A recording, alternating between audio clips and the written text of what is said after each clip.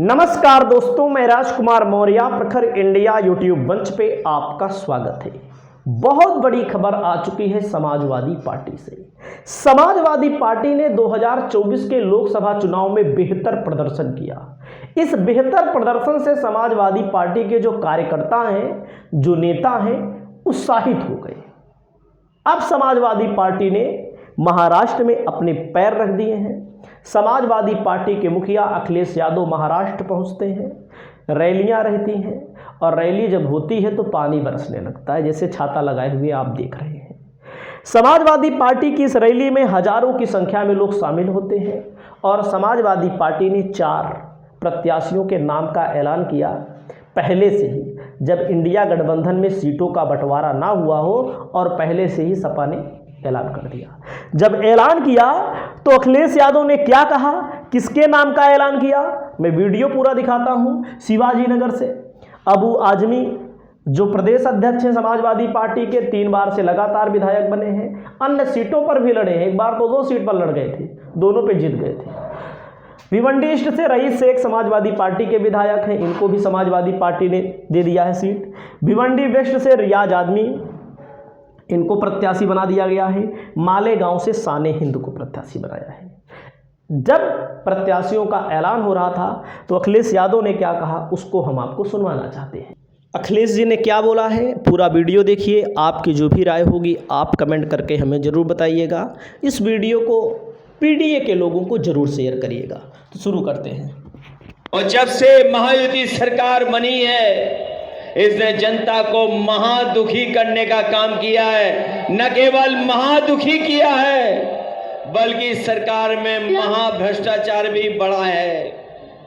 जो भारतीय जनता पार्टी के सहयोग से सरकार चल रही है, जिनकी अगर मदद हुई होती तो आज जो लोग इतना दूर चल करके आए, इनके घर परिवार में खुशहाली आ जाती। लेकिन इन्होंने बुनकरों को बर्बाद करने का काम किया है। मैं अपने तमाम बुनकर भाइयों को कहना चाहता हूं, जब भी समाजवादी लोग सरकार में आएंगे, दिल्ली में तो आवाज उठाएंगे ही उठाएंगे, लेकिन महाराष्ट्र में जब ताकत मिल जाएगी तो विधानसभा में अबू आसिम आजमी और आपके विधायक आपके लिए लड़ करके आपको न्याय के साथ साथ आपके घर परिवार में खुशहाली लाने का काम करेंगे।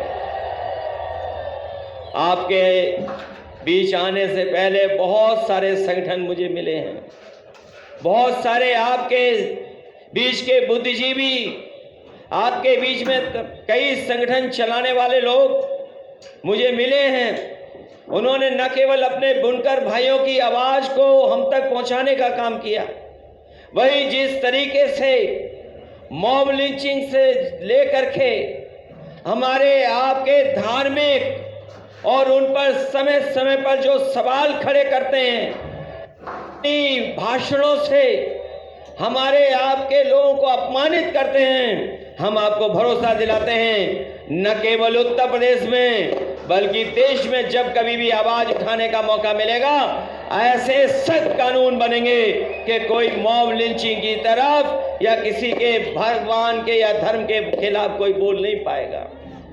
जहां एक तरफ ये तमाम सवाल हैं, वही समाज को बांटने के लिए इन्होंने जो वक्फ को लेकर के एक देश में छेड़ने का काम किया है। जिस समय लोकसभा में बिल पेश हुआ था, हम लोगों ने उस समय भी आवाज उठाई थी और कहा था कि ये वक्फ का बिल जो आ रहा है, ये खासकर मुसलमान भाइयों को परेशान करने के लिए, उनके जमीनों को छीनने के लिए आ रहा है।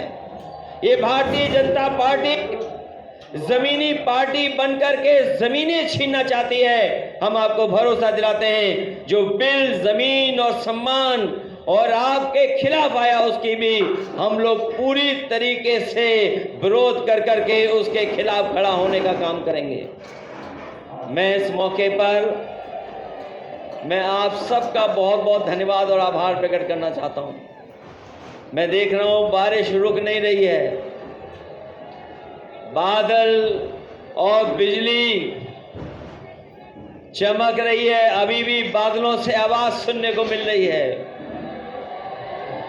ये आपकी आवाज से बादलों में आवाज मिल रही है। और हम आपको भरोसा दिलाते हैं कि समाजवादी पार्टी यहां से चुनाव लड़ेगी और हम लोग आपके बीच में आकर के दोबारा वोट मांगने का काम करेंगे। आज तो केवल बारिश आई है, लेकिन मैं जानता हूं जब वोट पड़ेगा तो मालेगांव के लोग, हमारे अपने लोग, एक एक वोट की बारिश कर करके समाजवादी पार्टी को जिताने का काम करेंगे।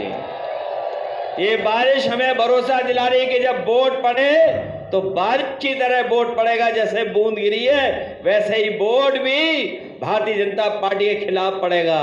मैं इन्हीं शब्दों के साथ, जो बारिश में खड़े हैं लोग, मैं इतनी कार्यक्रम को सफल बनाने का काम किया, जहां हमारी सब व्यवस्था खराब हो गई, उसके बाद भी आप लोग मौजूद हैं। मैं आप सबका बहुत बहुत धन्यवाद देता हूं। साथ ही हम अपनी पार्टी के प्रत्याशी शाहीन हिंद जी का धन्यवाद देता हूं। हमारे साथ मंच पर रईस शेख साहब हैं, रियाज साहब हैं, और जो हमारे और साथी हैं जो समाजवादी पार्टी से चुनाव लड़ रहे हैं, मैं इनके लिए समाजवादी पार्टी की टिकट देने का भी फैसला लेता हूं। अबू आसिम आजमी ने जो सिफारिश की है हमारे रईस शेख साहब की, उनके साथ ये हमारे दूसरे साथी हैं रियाज आजमी जी, भिवंडी वेस्ट के हैं। हमारे रईस शेख तो पहले से ही विधायक हैं भिवंडी ईस्ट के, और शाहीन हिंद जो आपके बीच की हैं, इनके लिए हम लोग समाजवादी पार्टी के पक्ष में वोट मांगते हैं। मैं इन्हीं शब्दों के साथ आए हुए सभी साथियों का बहुत बहुत धन्यवाद देता हूं, आभार प्रकट करता हूं। जैसा उत्तर प्रदेश ने कमाल किया है, सबने मिलकर के बीजेपी का मुकाबला किया, और ऐसी हार कभी बीजेपी ने सोची नहीं थी जो उत्तर प्रदेश की जनता ने उन्हें हराने का काम किया है। मैं जानता हूं जनता खिलाफ है, उनकी बुलडोजर की राजनीति के खिलाफ है, जो उनकी इनकाउंटर की राजनीति उसके खिलाफ जनता है। और न केवल ये काम इसलिए किए जा रहे हैं कि आज जनता महंगाई का सवाल न पूछे, आज जनता बेरोजगारी का सवाल न पूछे, और इसीलिए ये नफरत फैलाने का काम कर रहे हैं। मुझे पूरा भरोसा है महाराष्ट्र की जनता भी नफरत की राजनीति को खत्म करेगी, और ये जो नेगेटिव नैरेटिव की राजनीति कर रहे हैं भारतीय जनता पार्टी के लोग, उसको खत्म करने का काम करेंगे।